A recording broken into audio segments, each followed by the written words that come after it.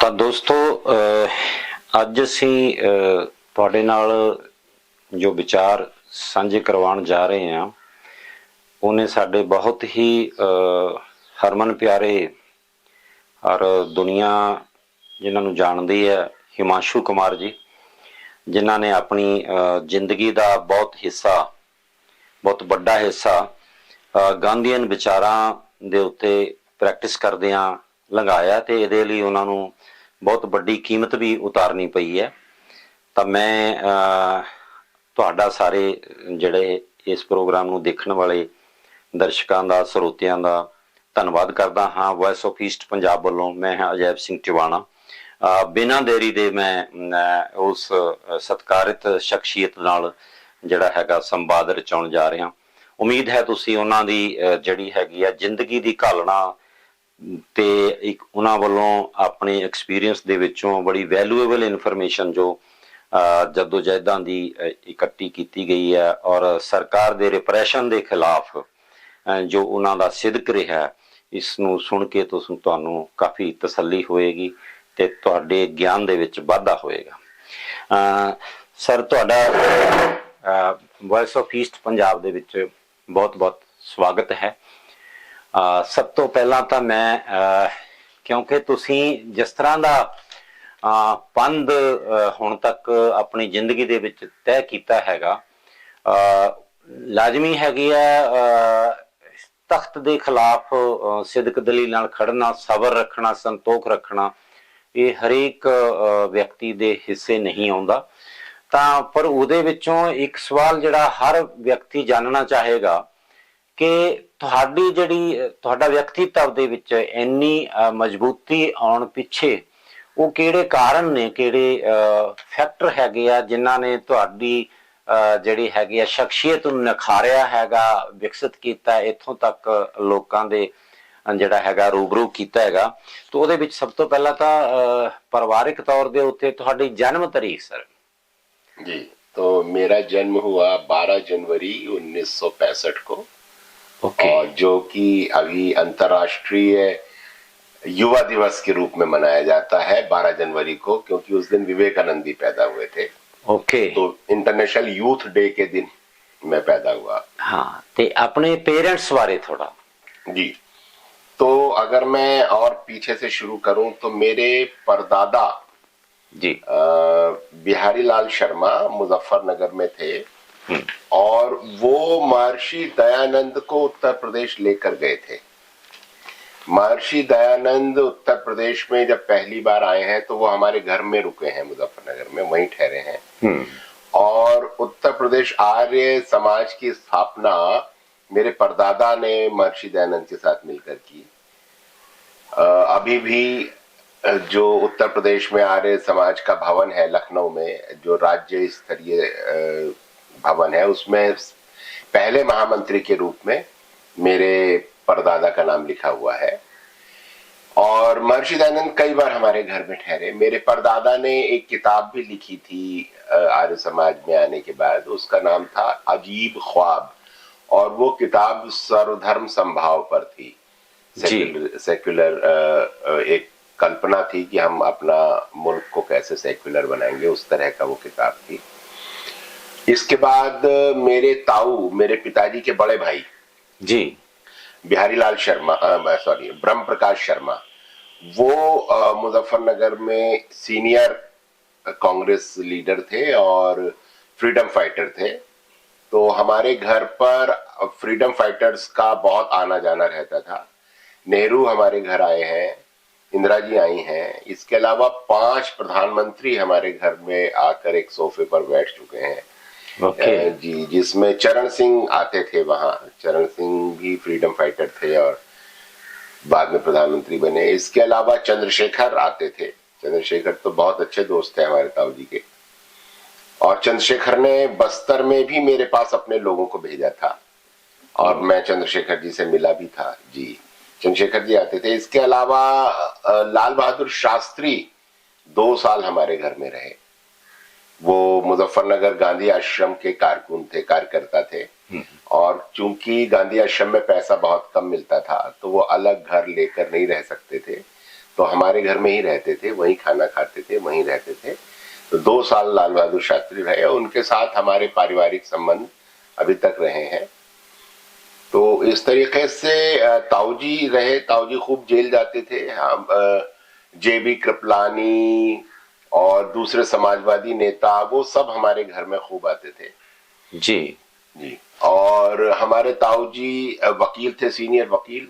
और एक महत्वपूर्ण बात यह है कि आजाद भारत का जो पहला कंटेम्प्ट ऑफ कोर्ट है वो हमारे ताऊ जी ने किया था।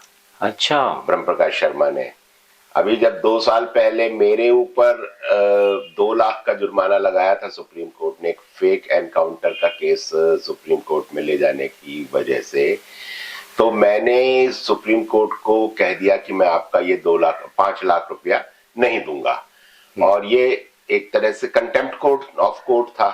तो मैंने ये भी लिखा था कि हम तो कंटेम्प्ट करने वाले आदतन हैं। भारत, आजाद भारत का पहला कंटेम्प्ट ऑफ कोर्ट ही हमारी फैमिली के नाम है। मेरे ताऊ जी वकील भी थे और उन्होंने 2 भ्रष्ट जजों के खिलाफ कंप्लेंट फाइल करी। तो उन जजेस ने हमारे ताऊ जी के ऊपर कंटेम्प्ट ऑफ कोर्ट का केस बना दिया था और हमारे ताऊ यूपी हाई कोर्ट में हार गए, लेकिन सुप्रीम कोर्ट में फिर वो जीत गए। तो वो एक नजीर बना है कंटेम्प्ट ऑफ कोर्ट के मामले में कि क्या चीज कंटेम्प्ट ऑफ कोर्ट है, क्या नहीं है, क्या। तो वो अभी लॉ की पढ़ाई में पढ़ाया जाता है, एलएलबी की पढ़ाई में वो केस पढ़ाया जाता है। जी। तो पहला कंटेम्प्ट ऑफ कोर्ट हमारी फैमिली के नाम है ताऊ जी। उसके बाद फिर मेरे पिताजी लक्ष्मींद्र प्रकाश, जिनको प्रकाश भाई के नाम से ज्यादा मशहूरी मिली, और मेरे पिताजी ने 1942 के आंदोलन में हिस्सा लिया, भारत छोड़ो आंदोलन में, और उसका नारा था करो या मरो, डू और डाई। तो उसमें हमारे पिताजी ने फिर, उस समय बहुत सारे लोग अंग्रेजी जो इंफ्रास्ट्रक्चर था उसको उखाड़ने लगे, तोड़ने लगे कि हमने अंग्रेजों को रहने ही नहीं देना। कोई रेल पटरी उखाड़ने लगा, कोई बिजली के खंभे तोड़ने लगा। तो हमारे पिताजी ने मुजफ्फरनगर रेलवे स्टेशन को आग लगा दी और उसके बाद वो फरार हो गए। फिर पुलिस उनके पीछे पड़ गई, अंडरग्राउंड रहे। उसी दौरान उन्होंने गांधी जी को लेटर्स लिखे और गांधी जी का फिर जवाब आया और हमारे पिताजी को गांधी जी ने अपने आश्रम में बुला लिया। जी। तो हमारे पिताजी फिर गांधी जी के आश्रम सेवाग्राम में रहे और गांधी जी का एक प्रोग्राम था। गांधी कहते थे कि जैसे आजादी आने के बाद झंडा बदली हो जाता है, अंग्रेजों का झंडा अब नहीं चलेगा, उसी तरह से अंग्रेजों की एजुकेशन सिस्टम भी नहीं चलना चाहिए। इंडिया को अपना एजुकेशन सिस्टम बनाना चाहिए। जी। और गांधी जी कहते थे कि इंसान का जो दिमाग और शरीर है, इन दोनों का एजुकेशन होना चाहिए। हमारी जो एजुकेशन प्रणाली है वो सिर्फ दिमाग को एजुकेट करती है, शरीर को एजुकेट नहीं करती। उससे ये होता है कि हमारे पढ़े लिखे जो नौजवान हैं वो शरीर से काम नहीं करते हैं, सिर्फ दिमाग से काम करते हैं। जी। और अगर हमारे नौजवान पढ़ने लिखने के बाद अपना मकान नहीं बना सकते, अपने लिए अनाज नहीं उगा सकते, अपने लिए कपड़ा नहीं बना सकते, तो वो हर कंजम्पशन के लिए दूसरों पर निर्भर रहेंगे कि दूसरे लोग हमारे लिए प्रोड्यूस करें, हम सिर्फ कंज्यूम करेंगे। तो पढ़े लिखे लोग सिर्फ कंज्यूमर बनेंगे, प्रोड्यूसर नहीं बनेंगे। तो ऐसी सिस्टम जिसमें सिर्फ प्रोड्यूसर कंज्यूमर बना रहे हैं हम लोगों को, उस सिस्टम में जो कंज्यूमर है वो प्रोड्यूसर को एक्सप्लॉइट करेगा। जी। तो ये जो एजुकेशन सिस्टम है ये प्रोड्यूसर को एक्सप्लॉइट करने की तरफ ले जाएगा हमारे नौजवानों को। हमारे पढ़े लिखे लोग प्रोड्यूसर को, यानी किसान को, मजदूर को, दस्तकार को एक्सप्लॉइट करेंगे, और वही सच हुआ। तो गांधी का कहना था कि एक ऐसी प्रणाली, हमको एजुकेशन प्रणाली डेवलप करनी है जिसमें हम शारीरिक श्रम भी सिखाएं, प्रोड्यूस करना भी सिखाएं। तो उसको नई तालीम नाम दिया गया था। तो नई तालीम की जो ट्रेनिंग थी उसमें मेरे फादर को उन्होंने डाला था, जो उसका फर्स्ट बैच के स्टूडेंट थे। उसमें मेरे पिताजी थे, फिर महात्मा गांधी के सेक्रेटरी महादेव देसाई के बेटे नारायण देसाई, जो बहुत मशहूर गांधीयन रहे हैं। नारायण देसाई भी उन्हीं के बैचमेट थे, और जाकिर हुसैन साहब के साथ भी हमारे पिताजी उसी दौरान संपर्क में आए। सादिक अली जी जो बाद में गवर्नर बने, वो भी उनके साथ थे। और इन लोगों ने फिर सारे देश में काम किया एजुकेशन पर। फिर विनोबा भावे का भूदान आंदोलन शुरू हुआ और हमारे पिताजी फिर भूदान आंदोलन में जुड़ गए, और उसमें उन्होंने फिर बिहार में और सारे देश में काम किया। तो ये हमारी फैमिली बैकग्राउंड रही। और अच्छा, अपने माता जी के बारे में कुछ? हाँ, तो मेरी माता जी, उनका नाम क्या था? जी, कृष्णा शर्मा, और वो कानपुर की थी। और हमारे नाना जो थे वो एक रियासत के दीवान थे, तो बहुत अच्छी फैमिली से थी। और हमारे पिताजी हमारी माँ को शादी करने के बाद ये दोनों चले गए थे मगरौठ। मगरौठ एक ऐसा गांव है जो बहुत महत्वपूर्ण है। ये कौन सी स्टेट में है? उत्तर प्रदेश में। उत्तर प्रदेश। हमीरपुर जिला है, हमीरपुर जिले की राठ तहसील है, उसमें एक गांव है मगरौठ। तो मगरौठ की कहानी कुछ इस तरह से है कि जब विनोबा भावे भूदान आंदोलन चला रहे थे, तो वो कहते थे कि या तो प्रेम से जमीन दे दो, वरना पीछे से कम्युनिस्ट आकर तुम्हारी गर्दन काट के जमीन ले लेंगे, जमीन का बंटवारा कर देंगे। और वो कहते थे मैं भीख नहीं मांग रहा हूं, मैं तुम्हारी जान बचा रहा हूं, या तो प्रेम से जमीन दे दो भूमिहीन को, वरना फिर हिंसा होगी और तुम लोग की गर्दन काट दी जाएगी। तो वो, अच्छा, उसके अलावा वो ये भी कहते थे कि मैं भिक्षा नहीं मांग रहा हूं, मैं आपको दीक्षा दे रहा हूं, मैं आपको ज्ञान दे रहा हूं। तो इस तरीके से विनोबा कर रहे थे। तो जमीन मांगते जा रहे थे वो, और सारे देश में घूम रहे थे। 12 साल घूमे विनोबा, 45 लाख एकड़ जमीन उनको दान में मिली। जब विनोबा मगरौठ पहुंचे, यूपी के हमीरपुर जिले के मगरौठ गांव में, तो मगरौठ गांव के पूरे गांव वालों ने अपनी सारी जमीन विनोबा को दान दे दी। ओके। उसको कहा जाता है ग्राम दान, पूरा विलेज डोनेशन। पूरे गांव ने अपनी सारी जमीन दे दी कि ये लीजिए। तो विनोबा ने कहा मैं दीक्षा देने आया था, लेकिन मगरौठ वालों ने मेरी परीक्षा ले ली। ओके। और मगरौठ वालों ने कहा कि अब आप डिसाइड करिए कि इस जमीन का क्या करना है। तो फिर विनोबा भावे ने मेरे पिताजी से कहा कि आप इस गांव में बैठिए, यहां काम करिए, सामूहिक खेती, नशाबंदी, थानाबंदी, अदालत बंदी। इसका मतलब होता है कि गांव में शराब नहीं कोई पिएगा, ना बनेगी, ना कोई झगड़ा थाने जाएगा, ना कोई झगड़ा अदालत जाएगा, वो सब गांव में मिलके डिसाइड किया जाएगा। तो ये भी एक गांधीयन कंसेप्ट था कि हम गांव को और कम्युनिटी को मजबूत करें। सरकार की हमको जरूरत नहीं है, ना हमको सरकार के पुलिस की जरूरत है, ना हमको सरकार की कोर्ट की जरूरत है। हम सारे अपने न्याय भी अपना, हमारा स्वावलंबन होगा, और हम अपनी सारे झगड़े निपटाएंगे गांव में। तो वो सारे प्रयोग फिर मगरौठ में हुए। हमारे पिताजी हमारी माँ को शादी के बाद मगरौठ लेके गए, और मगरौठ में ये लोग रहे। 1 फसल से 3 फसल की लोगों ने श्रमदान से नहर खोदी, बेतवा नदी से लेकर के। चंबल का इलाका है वो, और उसमें फिर शराब की 10 भट्टियां थी गांव में, वो सारी शराब की भट्टियां बंद हुई। सारे झगड़े अपने गांव में बैठ करके सुलझाने का प्रोसेस शुरू हुआ। उस पर पीएचडी भी हो चुकी है उस प्रयोग पर, और उस पर किताबें भी हैं मगरौठ के बारे में। तो वो हमारे माता पिता वहां पर रहे, और उसके बाद फिर भूदान आंदोलन। हमारे पिताजी गांधी आश्रम के कार्यकर्ता थे। और आपकी एजुकेशन कहाँ हुई है? तो मेरी एजुकेशन मेरठ में, मेरठ गांधी आश्रम में हम लोग रहते थे 70 से 75 तक। तो प्राइमरी एजुकेशन वहां पर हुई। उसके बाद हम फिर से मुजफ्फरनगर वापस आ गए हमारे पैतृक जिले में, और वहां फिर 6ठी से लेकर के 10वीं तक में पढ़ा। उसके बाद हमारे पिताजी ने गांधी आश्रम को छोड़ दिया। ओके। उनका मतभेद हो गया था, क्योंकि गांधी आश्रम जयप्रकाश नारायण के आंदोलन का समर्थन कर रहा था, और हमारे पिताजी का मानना था कि जयप्रकाश नारायण के आंदोलन के पीछे आरएसएस का हाथ है। ओके।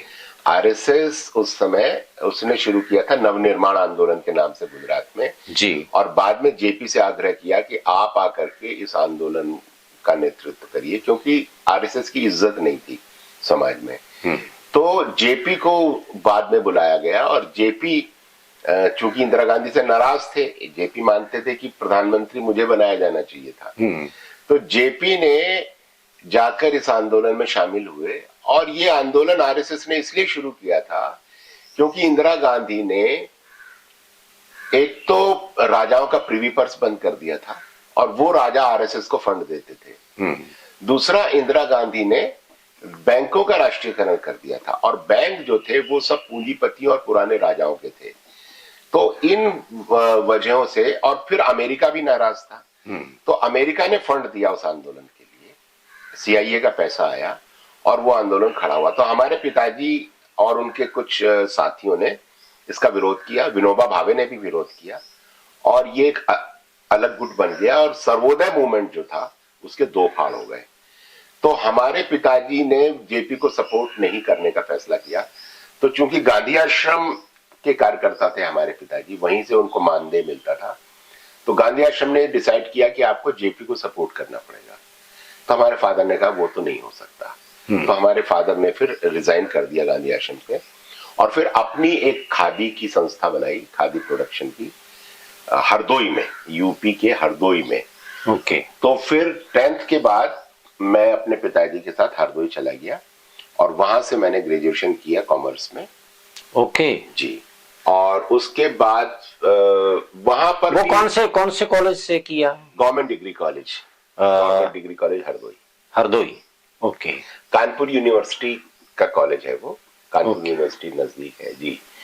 तो वहां से बीकॉम करने के बाद फिर मैं दिल्ली आ गया, और दिल्ली आने के बाद फिर मैंने राजस्थान यूनिवर्सिटी से मैंने पोस्ट ग्रेजुएशन डिप्लोमा किया जर्नलिज्म में। जर्नलिज्म जी। और उसके बाद फिर दिल्ली आके एक अखबार, युगांक नाम के अखबार का मैं एडिटर बना, और उसमें भगत सिंह वगैरह के खूब लेख छापे हैं मैंने, वो चलाया। और वहाँ एक और गांधीयन संस्था है, गांधी स्मारक निधि। तब तक आप अपने पिताजी के इन्फ्लुएंस के जरिए या और आले दोले को अंडरस्टैंड करके आप गांधीयन बन गए थे तब तक? हाँ, तो मैंने तो जब मैं पढ़ रहा था हरदोई में, मैं 11वीं 12वीं और ग्रेजुएशन किया, तब वहाँ गांव में पदयात्राएं जो चलती थीं, हमारे पिताजी और उनके साथी लोग करते थे, उसमें भी शामिल हुआ मैं। इसके अलावा मैंने 12वीं करते समय मैंने देखा कि हमारे स्कूल में बहुत सारे बच्चे बिना स्वेटर के आते हैं, और उस साल 65 साल का रिकॉर्ड टूट गया था सर्दी का। और सिंगल शर्ट में खास तौर से दलित बच्चे बहुत गरीबी में वो आते थे। तो फिर हमने ये डिसाइड किया कि हम इन बच्चों को स्वेटर्स प्रोवाइड कराएंगे। तो हम लोगों ने फिर शहर में घूमकर पैसा कलेक्ट किया, और नए स्वेटर्स खरीदकर उन 500 बच्चों को हम लोगों ने स्वेटर्स डिस्ट्रीब्यूट किए। उसमें इसके लिए आपने कोई संगठन वगैरह बनाया था या कोई कमेटी वगैरह? स्टूडेंट्स ही थे बस, मैं और मेरे दोस्त लोग जो थे। ओके जी। और मैं उसमें उस समय उसको इंटर कॉलेज कहते हैं हमारे यहाँ, सीनियर सेकेंडरी ठीक को इंटर कॉलेज कहते हैं। तो इंटर कॉलेज का मैं प्रेसिडेंट था। ओके। तो हम लोगों ने फिर फंड इकट्ठा किया, उसमें कलेक्टर आया। तो 11वीं 12वीं में ही हम लोग सोशली एक्टिव हो गए थे। ओके। फिर डिग्री कॉलेज करते समय, और मैं वैसे उस समय आपने कोई गांधीयन वर्क्स भी, उनकी बुक्स वगैरह स्टडी की? हाँ हाँ, वो तो मैंने शुरू कर दी थी। और मैं अपनी 8वीं क्लास से ही कॉलेज मैगजीन के एडिटोरियल उसमें सह संपादक बना टीचर के साथ। उसके बाद 8वीं क्लास में? 8वीं से शुरू हो गया था, क्योंकि मैं कविताएं लिखने लगा था। ओके जी, कविताएं और छोटे छोटे लेख लिखने। कोई 2 पंक्तियां ज्यादा हैं उन कविताओं में से कोई? हाँ बिल्कुल, याद तो बहुत सारी मतलब इस ऐसे मौखिक याद नहीं है, लेकिन मेरी लिखी हुई है। ओके। वो फोन वगैरह में है अभी भी। ओके। मैं बीच बीच में निकाल के शेयर करता रहता हूँ। तो वो सारा मैंने शुरू कर दिया था 10th। फिर मैं लगातार ही कॉलेज मैगजीन में तो रहा, चाहे मैं 10th हाई स्कूल में रहा। अच्छा, जो आपके घर पर कई बहुत ही इम्पोर्टेंट हस्तियां आती थी, तो उनमें से सबसे ज्यादा आप आपके पर किस शख्सियत का प्रभाव पड़ा? हाँ, बहुत सारे थे। वैसे तो मतलब मेरे से पहले, मेरे जन्म से पहले जो लोग आते थे उनके नाम हम सुनते थे, जैसे राजनारायण जो थे, जिन्होंने इंदिरा गांधी को हराया था सन 77 में। राजनारायण अंडरग्राउंड रहे, वो 6 महीने हमारे घर में छुप कर रहे। ओके। हाँ, इसके अलावा जेबी कृपलानी जो एक मशहूर गांधीयन रहे हैं, मेंबर ऑफ पार्लियामेंट भी रहे, उनकी पत्नी यूपी की चीफ मिनिस्टर रही हैं, सुचेता कृपलानी। ओके। वो भी आते थे, और बहुत सारे फ्रीडम फाइटर्स आते थे, सोशलिस्ट लीडर्स बहुत आते थे। मेरे सामने शांति भूषण जी आए हैं, जब वो लॉ मिनिस्टर बनने वाले थे उससे पहले आए हैं, जब जनता पार्टी बन रही थी। और इसके अलावा हमारे पिताजी के साथियों में से चंपा बहन एक थी। चंपा बहन पहाड़ की थी, हिमाचल की। उन्होंने रिजाइन करके अपनी